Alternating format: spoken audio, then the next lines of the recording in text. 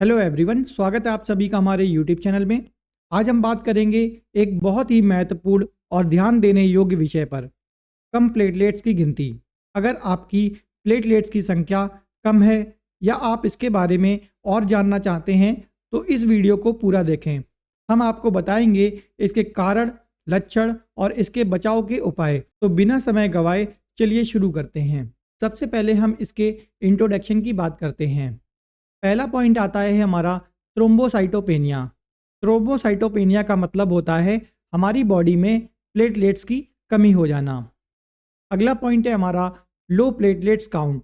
और thrombocytopenia is medical condition in which blood platelets count decrease from its normal value.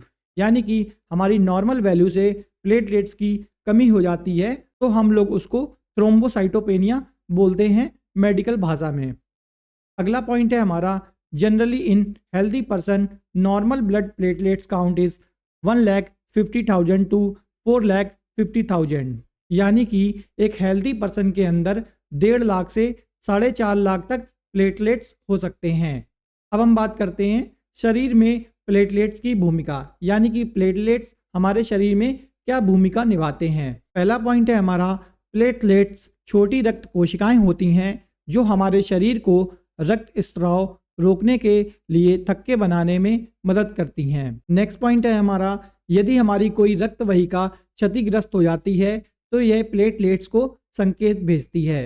अगला point है हमारा इसके बाद प्लेटलेट्स क्षति स्थल पर पहुंच जाते हैं और क्षति को ठीक करने के लिए एक प्लग थक्का बनाते हैं। यानी कि जो हमारे प्लेटलेट्स होते हैं वो हमारे थक्का बनाने में हेल्प करते हैं, जिसकी वजह से हम लोग इसको क्लॉटिंग फैक्टर भी कहते हैं। अगर हमारे कहीं पे भी चोट लग जाती है तो ये हमारे वहाँ पर संकेत भेजते हैं। अब हम बात करते हैं इसके कॉजेस की, यानी कि कौन कौन से कॉजेस होते हैं जिनकी वजह से हमारे शरीर में प्लेटलेट्स की कमी हो जाती है। तो पहला है हमारा डेंगू फीवर, यानी कि डेंगू फीवर आने की वजह से हमारे शरीर में प्लेटलेट्स की मात्रा कम हो जाती है। नेक्स्ट है हमारा एप्लास्टिक एनीमिया, यानी कि हमारे शरीर में जब खून की कमी हो जाती है तो वहाँ पर हमारे प्लेटलेट्स में भी कमी देखने को मिलती है, तो उसकी वजह से भी हमारे शरीर में प्लेटलेट्स की कमी हो जाती है। अगला है हमारा विटामिन B12 डेफिशिएंसी, यानी कि विटामिन B12 डेफिशिएंसी की वजह से भी हमको प्लेटलेट्स में कमी देखने को मिलती है।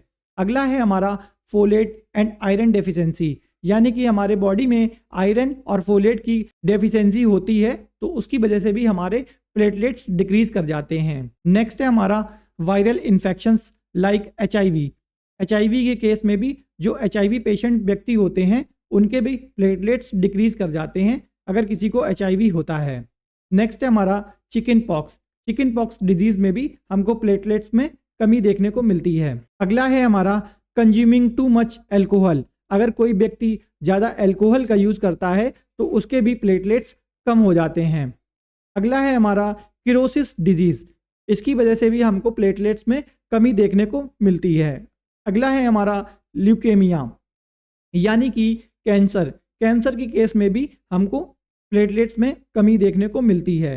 अगला है हमारा माइलोडाइप्लासिया, इस केस में भी हमको प्लेटलेट्स में कमी देखने को मिलती है। अगला है हमारा एक्सपोजर टू कीमोथेरेपी, रेडिएशंस और टॉक्सिक केमिकल्स, यानी कि कीमोथेरेपी में हमारा जो ब्लड होता है वो जल जाता है तो उसकी वजह से भी हमारे शरीर में प्लेटलेट्स की कमी हो जाती है और कुछ टॉक्सिक केमिकल्स की वजह से भी हमारे प्लेटलेट्स जो होते हैं वो डिक्रीज कर जाते हैं। अब हम बात करते हैं इसके सिम्टम्स कि हमें क्या क्या सिम्टम्स देखने को मिलते हैं जब हमारे शरीर में प्लेटलेट्स की कमी हो जाती है। तो पहला पॉइंट आता है हमारा हमें हेडेक देखने को मिलता है, हमें हाई फीवर देखने को मिलता है। एंड नेक्स्ट है हमारा लॉस ऑफ एपेटाइट, यानी कि हमें भूख नहीं लगती है। अगला है हमारा बॉडी एक, यानी कि हमें अपनी बॉडी में दर्द देखने को मिलता है। अगला है हमारा डायरिया, डायरिया भी हमें देखने को मिलता है इसमें। नेक्स्ट पॉइंट है हमारा वॉमिटिंग, हमें इसमें वॉमिटिंग सिम्टम्स देखने को भी मिलते हैं। अगला है हमारा फैटिग, हमें इसमें थकान देखने को मिलता है। और हमारा आई पेन, हमारी आंखों के नीचे हमको आंखों में पेन देखने को मिलता है। एंड नेक्स्ट है हमारा नी पेन, यानी कि हमारी जो नी पेन होती हैं या जॉइंट पेन जहाँ पर होते हैं वहाँ पर हमको दर्द महसूस होता है। नेक्स्ट है हमारा लेथर्जी, नेक्स्ट है हमारा नोज ब्लीडिंग, यानी कि हमें नाक से खून भी निकल सकता है। एंड नेक्स्ट है हमारा red spots in the body, यानी कि हमारी पीठ में हमें कुछ रेड स्पॉट टाइप के दिखते हैं, या हमारे हथेली में या हमारे तलवे में हमें रेड स्पॉट देखने को मिलते हैं। अब हम बात करते हैं इसके डायग्नोसिस की। तो पहला पॉइंट आता है हमारा ब्लड टेस्ट करें एंड रेगुलर WBC काउंट करें एंड प्लेटलेट्स मेज़र करें, यानी कि हमें एक CBC का टेस्ट करवाना होता है।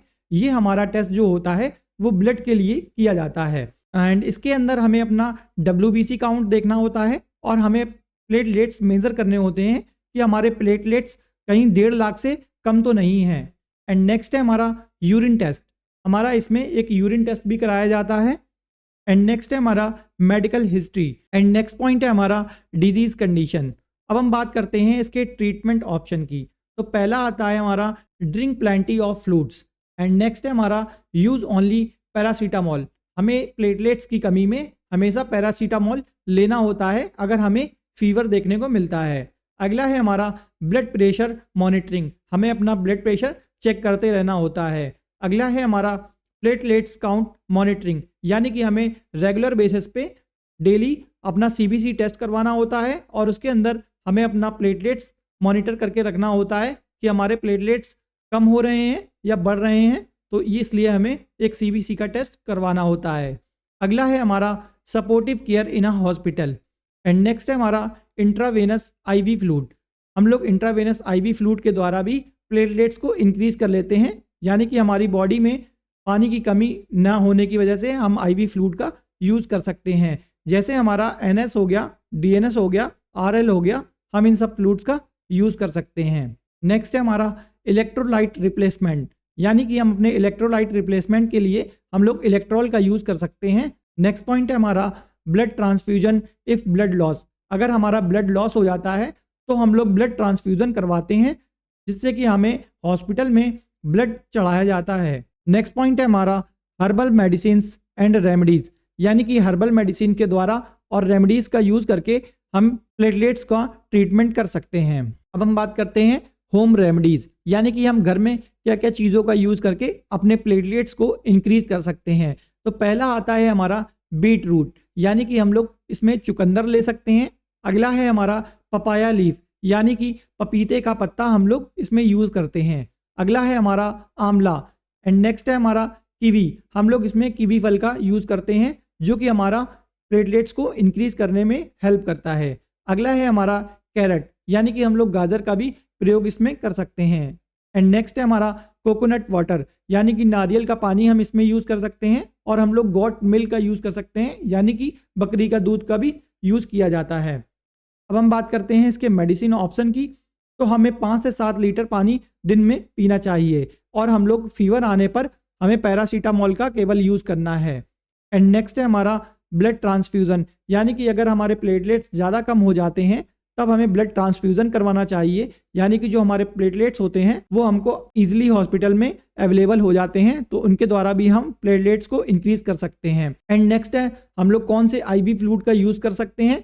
तो हमारे पास NS होती है, RL होती है, RS होती है और D5W होती है, D5LRS होती है और हमारे पास DNS होती है। ये सारे हमारे IV फ्लूइड्स होते हैं। जब हमारी बॉडी में फ्लूइड की कमी हो जाती है तब हमें ये लगाए जाते हैं, या हमारी बॉडी में प्लेटलेट्स की कमी हो जाती है। अब हम बात करते हैं अगले मेडिसिन की। तो हमारा आता है कैरीपिल टैबलेट। कैरीपिल टैबलेट जो होता है वो हमारा पपाया लीफ होती है एक तरीके से, और इसका डोज जो होता है 1 से 2 टैबलेट हमें दिन में 2 से 3 बार खानी होती है। अगला है हमारा ग्लोए गनवाती डोज, जो कि हमारी 1 से 2 टैबलेट हमको लेनी होती है और दिन में हम लोग 2 से 3 बार इसको ले सकते हैं। आई थिंक आपको इतनी बात समझ में आ गई होगी। वीडियो इन्फॉर्मेटिव लगी हो तो प्लीज़ वीडियो को लाइक कीजिएगा, सब्सक्राइब कीजिएगा और बेल नोटिफिकेशन को दबाना बिल्कुल भी मत भूलिएगा। Thank you.